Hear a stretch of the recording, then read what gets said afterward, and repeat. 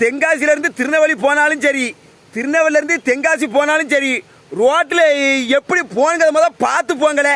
ரோட்டில் எந்த திசையில் எப்படி போகணுன்னு தெரியாமல் தான் நிறைய பேர் இன்னும் வண்டி ஓட்டிக்கிட்டு இருக்காங்க. வடக்குடி போகணுமா தெற்குடி போகணுமாங்கிறது கூட தெரியாமல் தான் வண்டி ஓட்டுதானுங்க. திசை தெரியாமல் தான் வண்டி ஓட்டிக்கிட்டே அழைதானுங்க. தென்காசி திருநெல்வேலி ரோட்டில் வாரமான எவனாவது நொறுங்குதான், கீழே உளுந்து மண்டையை உடைக்காங்க, இல்லை கையை காலை முறிச்சிக்கிட்டு போகிறாங்க, இல்லைன்னா அப்படி இறந்து போயிருந்தாங்க, செத்து போயிருந்தாங்க. இப்படித்தான் வண்டி ஓட்டுதாங்க. வண்டி ஓட்டுதவே நீ பாதுகாப்பாக போ. எந்த திசையில் வண்டி ஓட்டணுமோ அந்த திசையை பார்த்து வண்டி ஓட்டு. தேவையில்லாத திசையில் போய் நொறுங்கிடுவேன். எதுக்கு வரவே எந்த திசையில் எப்படின்னு தெரியாமல் தான் நிறைய பேர் வண்டி ஓட்டிக்கிட்டு இருக்கான். பிறகு ஒரு ஏற்றுனா மண்டை மட்டும் உடையாது, சுடுகாட்டுக்கு போய் சேர்ந்துருவேன். நேத்தான் தெரியல, முந்தானத்து நினைக்கேன். இந்த தென்காசி ரோட்டில் மேக்கானிக்கு போகிறான் ஒருத்தன். இந்த வண்டியை பைக்கு 3 பேர் பைக்கில் வளைஞ்சி நெளிஞ்சு அப்பனுக்கு பாறை கட்ட போகிறான். சுடுகாட்டுக்கு கொல்லி வைக்க போகிறான் நினைக்கேன். அந்த மாதிரி போகிறான்.